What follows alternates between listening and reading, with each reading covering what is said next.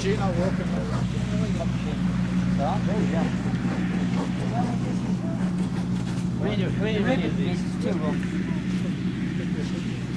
Huh?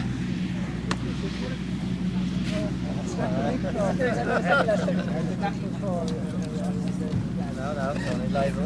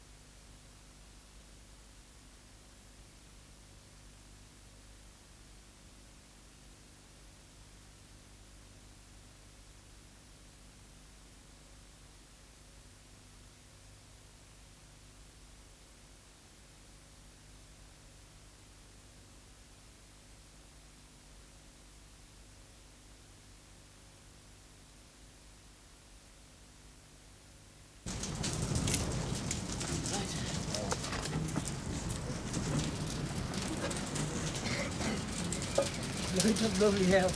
How long before you let that down? Huh? Should we get something on that side? Just to stop the ground. Yeah, get that slab, yeah. Hold on. You have them. Have you? Just to make sure that crate stays light, you know. You want a smaller piece? No, that's a good one.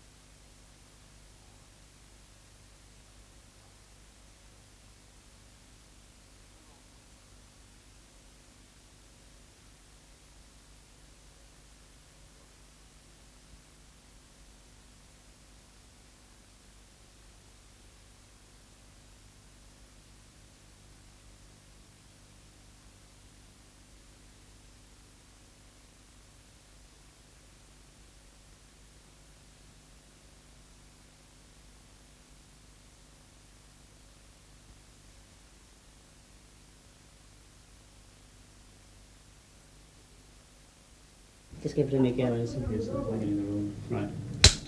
Okay. Stand by now. Thank you, Bill. We start by talking to Dr. Bill Crowe, the IRS, who's been involved in the fires that the tests we carried out here today and the previous test last April. Maybe you give us some comment on what he thought of the happenings there today. Well, we've done 2 tests, as you quite rightly point out. We have the measured temperatures of the previous test, and of course we know that they compare pretty closely with the furnace tests of 476 tests. We haven't exactly correlated the figures we've taken on today's test, but at spot checks they're pretty close to the furnace temperatures again. Regarding the end effect or the result of the test, an inspection of the attic afterwards, which I think we've all seen, shows that the attic on one side is quite charred after something like 30 minutes of fire, whereas the attic on the other side is virtually in mint condition. Yes, right. And would you see the test carried out today as being relatively conclusive from the point of view of the aspects of fire spread and the structural behaviour in roof structures? Yes, the tests carried out today indicate clearly the technical merits of the product under test, the Firebar product. I see. And we've Peter Jackman here from TRADA, Timber Research and Development in the UK, who also is an expert in this field in testing. What sort of observations did you make today? I think many. I think it's so nice to see this correlation between what I'm doing, which is furnace testing all the time, and actually seeing a real fire. And I'm sure in many ways it's more meaningful to do this sort of test. I was very reluctant to actually go under the protected roof at one stage.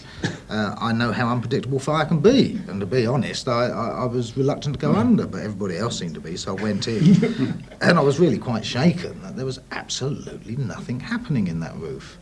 And I think, the test itself has demonstrated to me what I felt is sad that we had to demonstrate again, because I feel looked at as a product, as a system. It's got to work. I think it's a shame that we've had to invest so much, or you've had to invest so much money in order to sort of reprove it a second time. I think the first test was pretty convincing anyway. So, in your mind, it was a conclusive test? I think it did everything that I would have expected, really. The system has got to work. It's got to be so tolerant of ill-fitting roofs and all the rest of it. It did just really what I would have expected to do. Mm-hmm. That's not to say today hasn't been worthwhile. It has, but it does seem a shame to have to demonstrate a second time. Right. I agree with you wholeheartedly. Hopefully the minister's listening in. We have also here Ron Cunnington from the G.L.C, who's involved in the draft regulations. Regulations generally, yes. Yes, in the UK. I've been looking personally to see more fire engineering, particularly in roof structures, being brought in line with structural engineering, thereby bringing together cavity barriers in conjunction with structural control. How would you feel our performance was today in regards to structural control? I liked it very much. What impressed me was the neatness of everything, the way it would cut off so neatly along that right-hand edge. And the obvious sort of, as you predicted, that the fascia would lift up, and at the eaves particularly, that the things were lifting up, the gap was developing above the mineral wool. It throws great suspicion on the traditional way of sealing party walls. I think from the regulation point of view, which is my main interest, it's difficult to,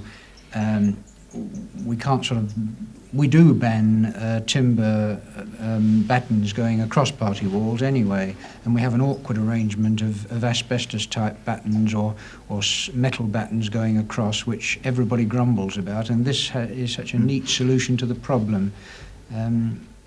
And also, I think it lends itself to where you're retiling a roof with different tiles, or slates one side, tiles the other, and marrying up the two. This is a very neat arrangement for that, apart from when there's a fire occurring.